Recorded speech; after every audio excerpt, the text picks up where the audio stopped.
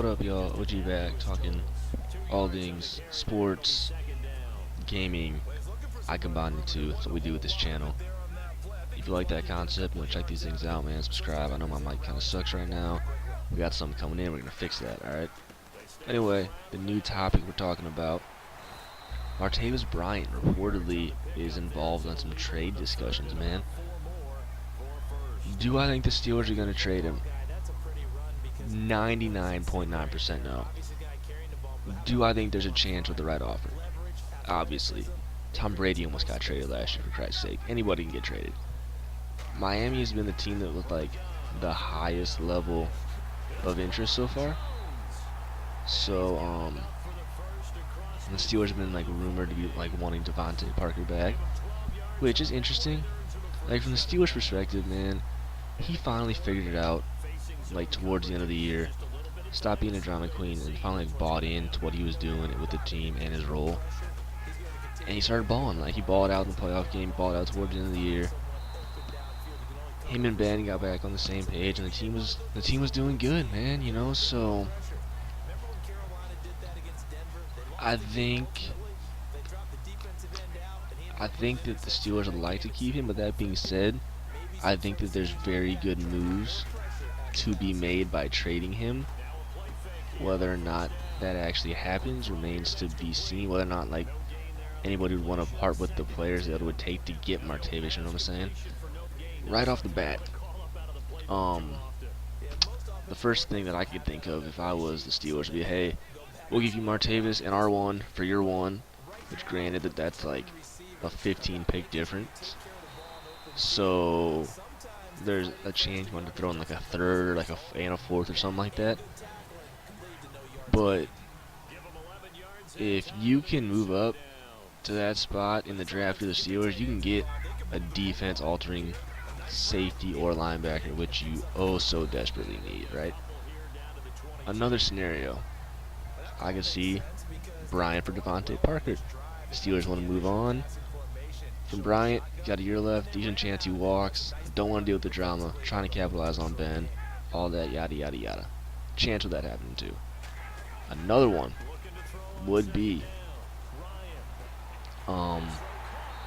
Martavis for Kiko Alonso. Steelers need a linebacker. Shazier, gotta love him, is busting his ass to get back to the football field. I think he's gonna do it, man. He's one of those guys where he's always worked hard and perseveration is there. I want Shazier 100% of the way, and I promise you, when he makes it back, I will be at his first game at Heinz Field. I'm gonna be there when he runs out of the tunnel, hands down, bar none, right? That being said, I think Kiko would do great things for the defense. He's quick enough, playmaker. Would you rather have him or like the 13th pick and get that dude from Georgia, that linebacker's name? I'm just trying to. He got the speed, you know what I'm saying? Another one that probably my favorite one from the Steelers' perspective would be Bryant for Rashad Jones. Get him, comes in, starts at safety. Mitchell's gone, fixes secondary issues. I think that's also a very good possibility. Or there's a possibility of, just trading him for a draft pick. Kevin Colbert and Mike Tomlin done a very good job drafting receivers later in rounds. So if you can get a decent, maybe like a second from somebody for him, I say why not? You go after Terrell Pryor or somebody like that in free agency. I think would be a good fit. Yeah, man. So just it's an interesting scenario. I'll be interested to see what happens. Here goes Adams busting on that one. I thought he scored. Never mind. So yeah, man. Let me know what you think the Steelers are gonna do with Bryant in the comments down below. If you like this kind of video, subscribe, man. Check me out. Look at my other videos that I've made. I feel like they're interesting. I'm gonna start trying to make them shorter so I can actually, talk over like the whole thing. I feel like that would be more entertaining. I don't have like 15 minutes of material on Martavis Bryant right now. So I'm gonna start doing it like by quarter and trying to bust down the time. Yeah, man, subscribe if you're feeling like it. I surely would appreciate it. I'm trying to grow this thing. So yeah, y'all have a good day and or night. Love you. God bless. Okay, bye. receiver. And that'll make it third down. Feels like they're getting caught in between here because they didn't completions on first and second down. Now you got to worry a little bit about the clock because you prefer not to give them another shot here in the first half. If you don't pick up the first down, guess what? You're likely going to have to. And that's incomplete. He kind of forced that one there, didn't he? It's almost like he predetermined where he was going to go with the football. Yeah, he wasn't really going through progressions. He wanted to go to his top guy. You do that against this defense, they'll make you pay, won't they? Yeah, they certainly will. They react very quickly to the thrown football. Over the middle, complete. It's Gordon. The Browns passing game finding its stride. They've got another first down. They're going to need to get up and set in a hurry. Throwing now, Palmer on first down. A quick hitter, complete. It's Casey. And before this second down play, we'll get a whistle, a signal, and a timeout, as they'll talk things over prior to this upcoming second down play. Again, it's Palmer. Palmer's hit, fumble. He loses the football. And the Falcons say they have it, they do. With no running backs in the backfield to help pass protect, all the receivers in their patterns, it's going to be hot routes if they sense a blitz or pressure on the quarterback. They've got to be prepared to break routes off early and get the football. In this case, never even had a chance. They popped the ball free in the backfield. And he's brought down. A nice pickup there of 11 yards, and it'll move the sticks. Now, this is an example of breaking down a defense because on a lot of these runs, he's getting past the point of attack, and guess what he's doing? Forcing the secondary guys to have to make a lot of tackles. They'll throw on first down with Ryan. Left side completion to Jones.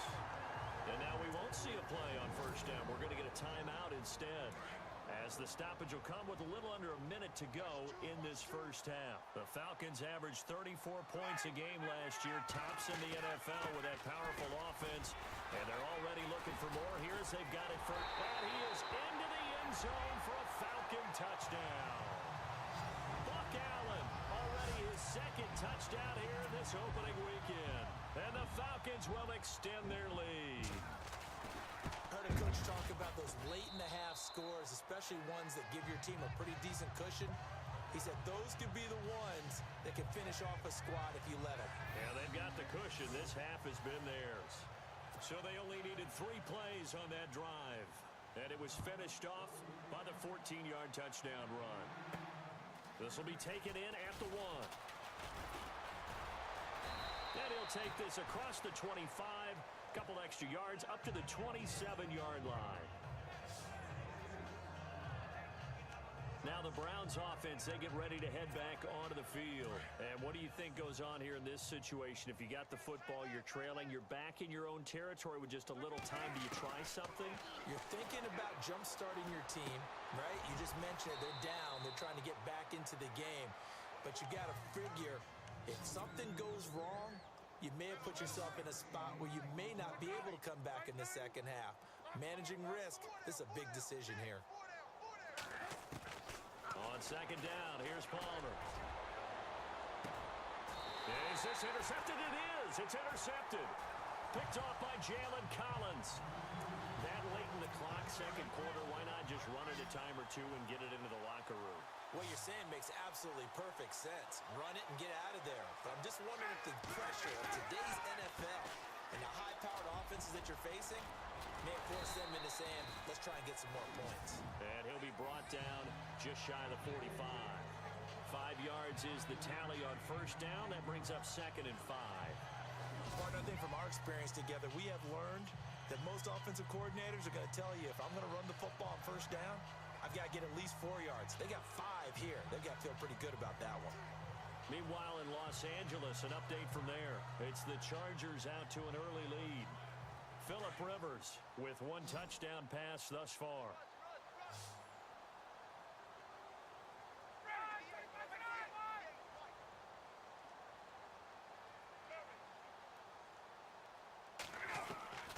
Final play of the half. It's Ryan. Underneath to Allen. And he'll get it out a couple yards shy of midfield at the 48. So we've reached halftime here on opening weekend. As we'll send you down to Orlando as we check in with Larry. All right, we will save the Week 1 highlights and apparently get right back to the action here in the third. So both teams have their marching orders, and we'll get going again here in quarter number 3. That's fielded in the end zone. And he won't return this one. He'll go down to a knee, and they'll start at the 25. And here now come the Falcons. They built a good first-half lead. Now they have a chance to add on to it. And what I'm thinking is that the offensive staff spent the entire halftime just working with them on, here's what we think they're going to do to attack us in the... Oh, this is taken in. It's complete. Touchdown, Falcons. Julio Jones, 75 yards. And the Falcons add on. As a fan, is there anything prettier than a well-executed post route? No, it's a thing of beauty, especially when it's done like that for a touchdown. The throw, the catch, and how about the run after to get it to the end zone? This is fielded at the goal line. And he will be marked down right there at the 20-yard line.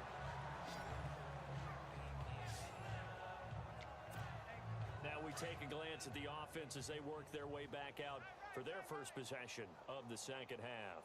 They trail offense, first time to touch the ball in quarter 3, and we'll see what they can do. And I can't wait to see what they have planned, because some teams script to start a half. Other teams just go, okay, these are the sequence of plays we want to run. These things worked well for us. And sometimes they throw in that big chunk play right away. Shocker. Try and get after them early and try and create a big play to give themselves some momentum. See what they have up their sleeve. From the shotgun, it's Palmer. And this is caught. Touchdown, Cleveland. David Njoku from 4 yards out. And the Browns get a score closer. And a great example there of just getting the feet in a tough spot. It seems like every year these guys get better. Now they'll line up to kick the extra point. And he gets it to go to make this a 35-10 score now.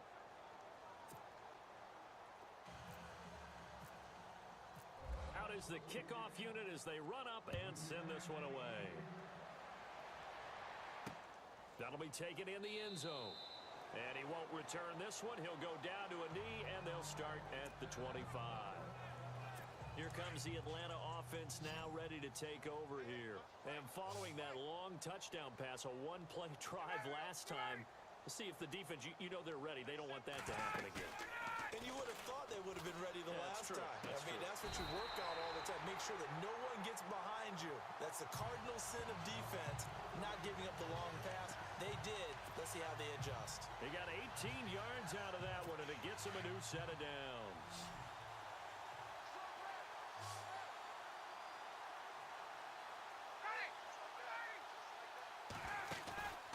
Play action. Ryan. Jones breaking from the contact. Oh, he got position on him, and he pulls it in.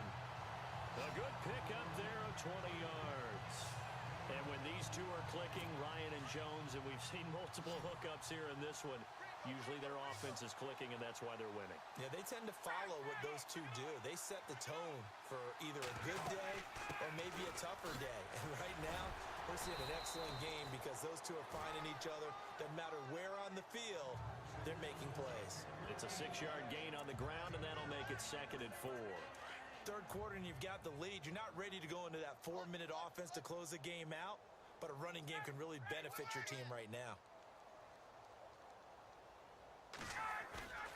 They go play action with Ryan. To Allen on the dump off. And down inside the 15 he goes. He goes for 18 there as the drive will continue. And with that last play, he's now up over that 300-yard mark. And in today's NFL, it almost feels routine.